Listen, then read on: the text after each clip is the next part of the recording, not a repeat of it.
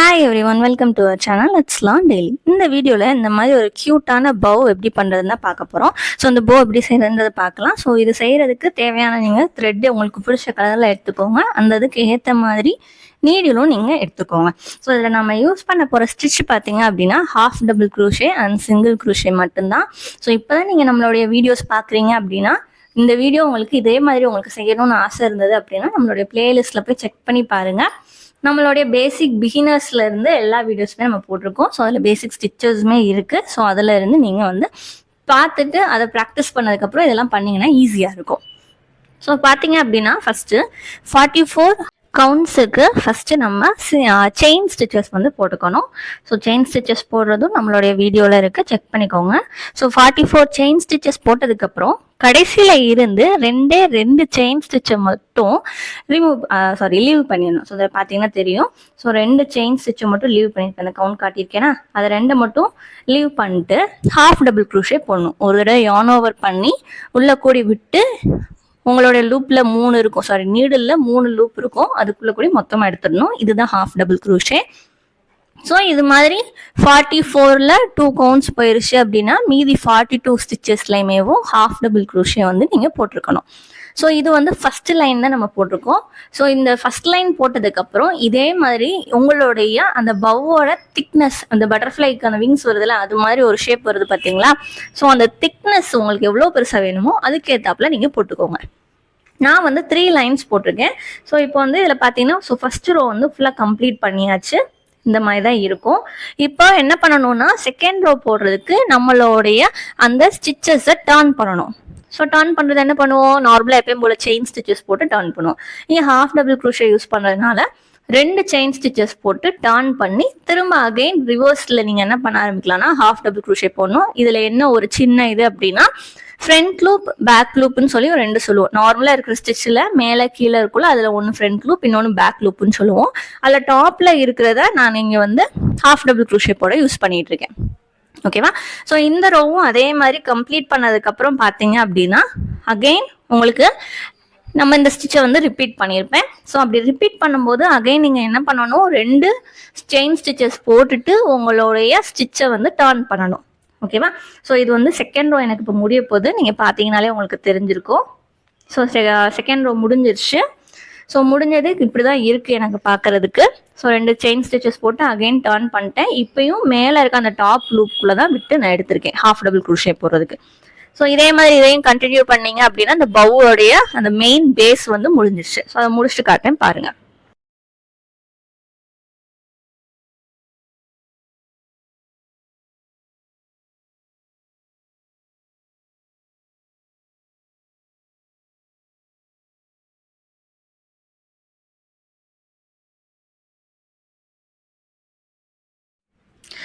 So அவ்வளோதான், இதுவும் முடிஞ்சிருச்சு. ஸோ இது என்ன பண்ணணும் அப்படின்னா ஒரு செயின் ஸ்டிச் போட்டு நம்ம அதை எக்ஸஸாக த்ரெட்டை இழுத்து கட் பண்ணி விட்டலாம். ஸோ இது மாதிரி தான் இருக்கும் பார்க்குறதுக்கு. ஓகேவா.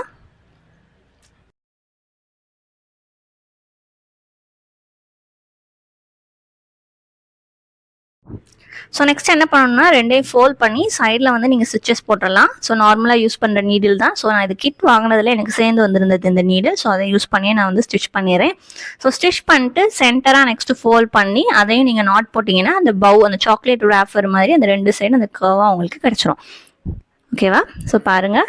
ஸோ இதில் போட்டு முடிச்சதுக்கப்புறம் அந்த எக்ஸஸாக அந்த கார்னரில் உங்களுக்கு அந்த த்ரெட்டு வரும். ஸோ அதை என்ன பண்ணிடலாம்னா நாட் போட்டுடலாம். ஸோ அந்த போடுறேன் பார்த்தீங்களா, நாட் போட்டு விட்டுட்டு அதை சென்டராக இந்த ஸ்டிச் வர மாதிரிக்கு ஃபோல்ட் பண்ணி ரிவர்ஸில் டர்ன் பண்ணிட்டு இந்த மாதிரி தான் கிடைக்கும். ஸோ அப்போ நமக்கு அங்கே எக்ஸஸாக த்ரெட் இருக்குல்ல அதை வச்சு இதை சென்டரில் ஒரு நாட்டும் போட்டுடலாம். ஸோ இந்த மாதிரி உங்களுக்கு கிடைக்கணும். ஸோ இனி கீழே அந்த டை உங்களுக்கு ஃபார்ம் பண்ணுறதுக்கு வேணும். ஸோ இதுக்கும் சேம் ஹாஃப் டபுள் க்ரூஷே தான் யூஸ் பண்ண போகிறோம். எத்தனை நம்பர் ஆஃப் கவுண்டிங்ஸ் அப்படின்றத சொல்லிடுறேன். கவுண்டிங்ஸ் வந்து நான் 26 யூஸ் பண்ணியிருக்கேன்.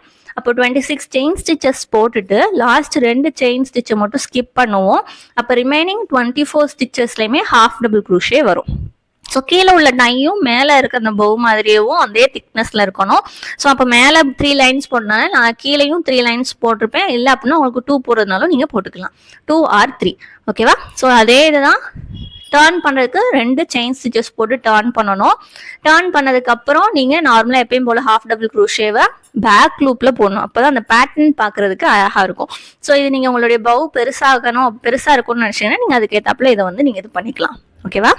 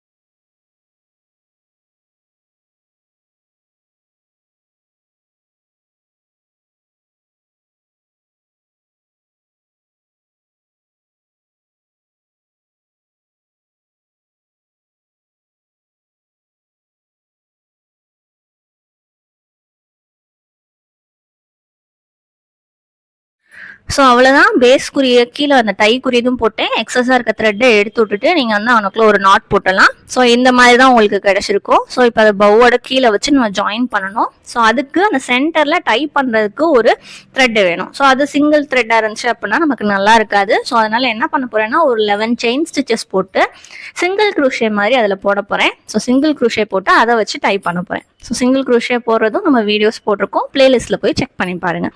ஸோ இப்போ அதை போட்டுட்டு அதை டைப் பண்ணுறதுல காட்டுறேன் பாருங்க.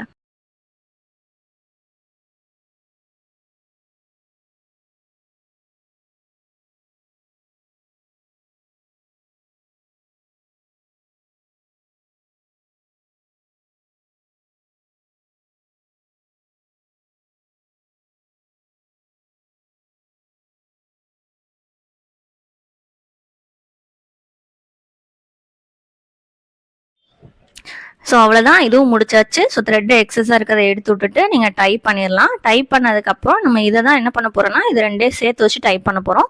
ஸோ டைப் பண்ணி முடிச்சுட்டு எக்ஸஸாக இருக்க த்ரெட் எல்லாம் கட் பண்ணி விட்டிங்கன்னா நம்மளுடைய அழகான அந்த பவு கிடச்சிடும். ஸோ இது நீங்கள் ட்ரெஸ்ஸஸில் எல்லாத்துலேயும் நம்ம இதை ஃபிட் பண்ணிக்கலாம். ஸோ ஃபுல்லாக கம்ப்ளீட் பண்ணிட்டு உங்களுக்கு காட்டுறேன் பாருங்கள்.